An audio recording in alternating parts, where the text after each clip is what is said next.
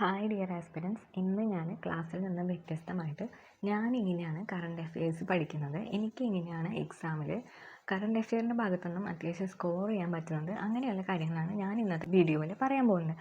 Video എല്ലാവരും അവസാനം വരെ കാണാനായിട്ട് ശ്രമിക്കുക. എല്ലാവർക്കും ഇഷ്ടപ്പെടുകയാണെങ്കിൽ ലൈക്ക് ചെയ്യുക, കമൻറ്റ് ചെയ്യുക, സബ്സ്ക്രൈബ് ചെയ്യുക, ഒന്ന് സപ്പോർട്ട് ചെയ്യുക. അപ്പോൾ നമുക്ക് തുടങ്ങിയാലോ.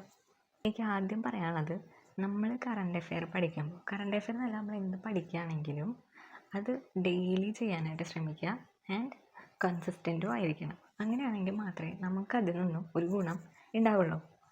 ഫസ്റ്റ് നമ്മൾ എന്താ ചെയ്യേണ്ടതെന്ന് വെച്ച് കഴിഞ്ഞാൽ, കറണ്ട് അഫെയർ ആണ് നമുക്ക് എക്സാമിൽ നിന്ന് ഏറ്റവും കൂടുതൽ മാർക്ക് സ്കോർ ചെയ്യാൻ പറ്റുക. ഇംഗ്ലീഷ്, മലയാളം, മാത്സ്, അത് കഴിഞ്ഞാൽ കൂടുതൽ മാർക്ക് കിട്ടുന്ന ഒരു ഏരിയയാണ് കറണ്ട് അഫെയർ. 10 മാർക്ക് നമുക്ക് കറണ്ട് അഫെയറിനുണ്ട്. ചില എക്സാമിൽ ഇനിയിപ്പോൾ 10th ലെവൽ എക്സാം ഒക്കെ ആണെങ്കിൽ നമുക്ക് 20 മാർക്കും കറണ്ട് അഫെയറിന് തന്നെയാണ് കിട്ടുന്നത്. അപ്പോൾ നമുക്ക് കറണ്ട് അഫെയർസ് ഡെയിലി എഴുതുക. എവറി സിംഗിൾ ഡേ നിങ്ങൾ കറണ്ട് അഫെയർസ് എന്തായാലും എഴുതിയിരിക്കണം ആൻഡ് അത് കൺസിസ്റ്റൻറ്റും ആയിരിക്കണം. ഇനിയിപ്പോൾ ഇന്നത്തെ നിങ്ങൾക്ക് എഴുതാനായിട്ടൊരു മടി വന്നു, ഫസ്റ്റ് ഡേ നമ്മൾ എന്തായാലും ചെയ്ത് നമുക്കൊരു ആവേശമൊക്കെ ഉണ്ടാവില്ല. അപ്പോൾ നമ്മൾ ഫസ്റ്റ് ഡേ ചെയ്ത് സെക്കൻഡ് ഡേയും ചിലപ്പോൾ എഴുതിയെന്ന് വരും. തേർഡ് ഡേ ആകുമ്പോഴേക്കും നമുക്ക് എന്താ ചിലപ്പോൾ ഒരു മടുപ്പാവും. കുഴപ്പമില്ല, ഇപ്പോൾ ഒരു ഡെയിലി 10 അല്ലെങ്കിൽ ഒരു 5 എന്നൊക്കെ കിട്ടുള്ളൂ കൂടിപ്പോയാൽ. അപ്പോൾ നമുക്ക് കുഴപ്പമില്ല, നമുക്ക് പിറ്റേ ദിവസം എഴുതാമല്ലോ എന്ന് വിചാരിച്ചിട്ട് അത് മാറ്റി വയ്ക്കാൻ നമുക്ക് എന്താവും, പെൻഡിങ് ആവും. പെൻഡിങ് എഴുതാനുള്ളത് നമുക്ക് മടിയാവും. പിന്നെ പറയണ്ടല്ലോ, കറണ്ട് അഫെയർ എഴുതാൻ തന്നെ നമുക്കൊരു മടുപ്പ് വരും. അങ്ങനെ വരാൻ പാടില്ല. നമ്മൾ എന്ത് പഠിക്കുകയാണെങ്കിലും, ഇപ്പോൾ കറണ്ട് അഫെയർ എന്നല്ല വേറെ എന്ത് പഠിക്കുകയാണെങ്കിലും നമ്മൾ ഇഷ്ടപ്പെട്ട് പഠിക്കണം. അങ്ങനെയാണെങ്കിൽ നമുക്ക് എന്തായാലും മാർക്ക് അതിൽ നിന്ന് കിട്ടും.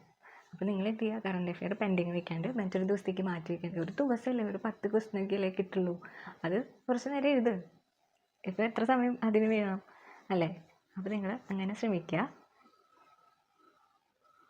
അടുത്തത്, ഞാൻ പത്രം വായിച്ച് കറണ്ട് അഫെയർ എഴുതുന്ന ഒരാളല്ല. എനിക്ക് സത്യം പറഞ്ഞാൽ പേപ്പറൊക്കെ വായിക്കാൻ ഭയങ്കര മടിയാണ്. അപ്പോൾ ഞാൻ എന്ത് ചെയ്യും, നമുക്ക് കറണ്ട് അഫെയറിന് മാത്രമായിട്ട് ടെലഗ്രാം ചാനൽ കുറേ ഉണ്ട്.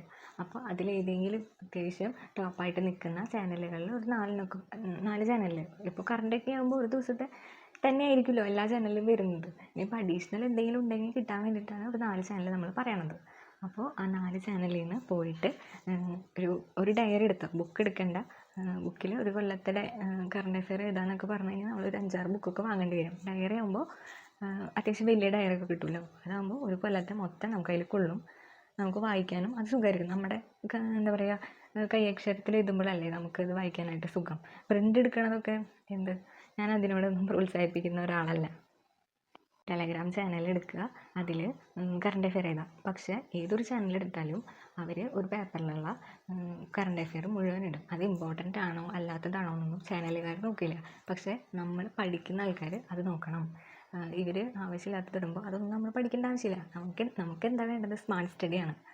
കുറഞ്ഞ സമയം കൊണ്ട് കൂടുതൽ പഠിച്ചിട്ട് മാർക്ക് കൂടുതൽ വാങ്ങുക എന്നുള്ളതാണ് നമ്മുടെ എയിം. അതിന് വേണ്ടിയിട്ട് എല്ലാ കറണ്ട് അഫെയറും വാരി വലിച്ച് പഠിച്ചു കഴിഞ്ഞാൽ നമ്മുടെ സമയമേ പോവുള്ളൂ. ആ ചോദ്യങ്ങളൊന്നും PSC ഇടൂല്ല.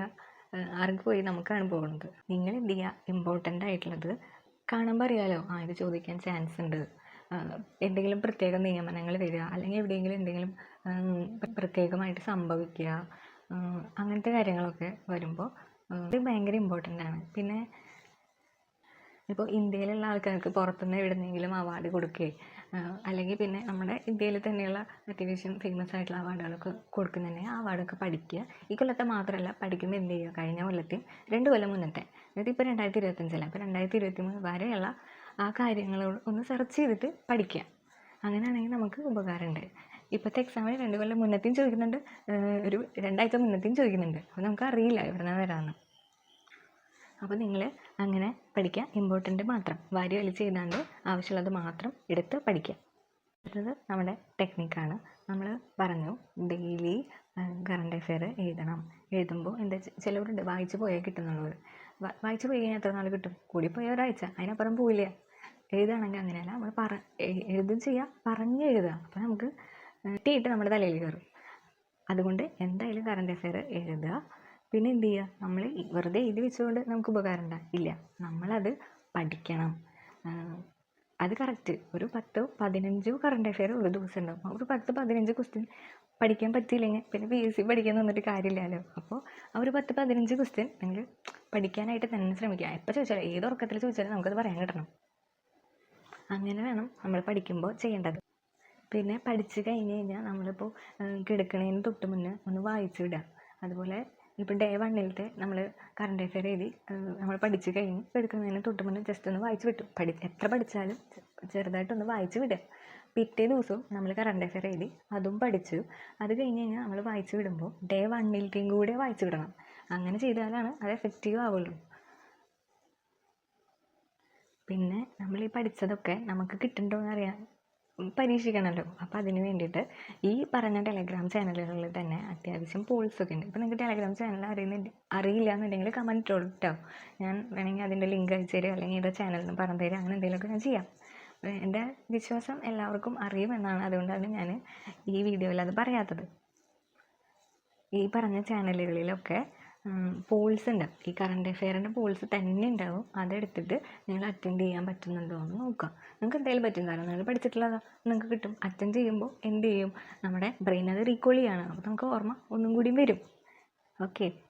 പിന്നെ ഈ ഡെയിലി പഠിച്ചത് മാത്രമല്ലാണ്ട് എന്താ പറയുക, മാസം അവസാനം ആകുമ്പോൾ 30, 31 ആകുമ്പോൾ നമ്മൾ ഡേ 1 ചിലപ്പോൾ നമ്മൾ ചെറുതായിട്ട് ഇങ്ങനെ മറന്നു വരുന്നുണ്ടാവും അല്ലേ. ഇപ്പോൾ ഈ ഷോർട്ട് ടേം മെമ്മറി ഉള്ളവർക്കൊക്കെ ഡേ 1 എന്തായാലും മറക്കും.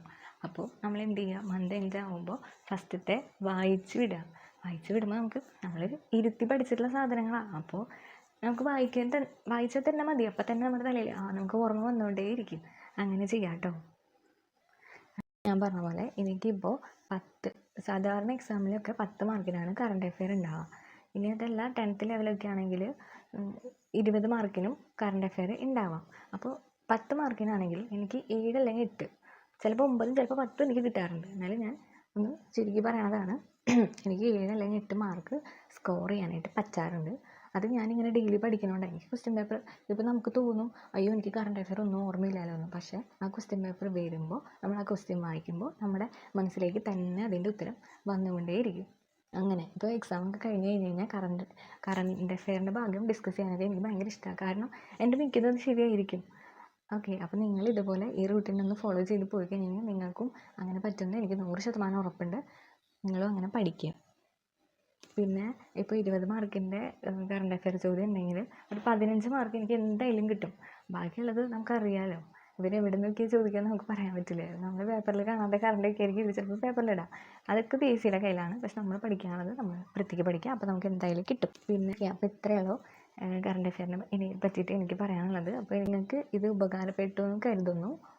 ഉപകാരപ്പെട്ടിട്ടുണ്ടെങ്കിൽ നിങ്ങൾ ലൈക്ക് ചെയ്യുക, കമൻറ്റ് ചെയ്യുക. നിങ്ങളെങ്ങനെ പഠിക്കാനുള്ളതെന്നും കൂടി കമൻറ്റ് ബോക്സിൽ പറയാം. ബാക്കിയുള്ളവർക്കും ആണെങ്കിൽ ആവട്ടെ. ഓക്കെ. അപ്പോൾ താങ്ക് യു. ഇത്രയുള്ളൂ.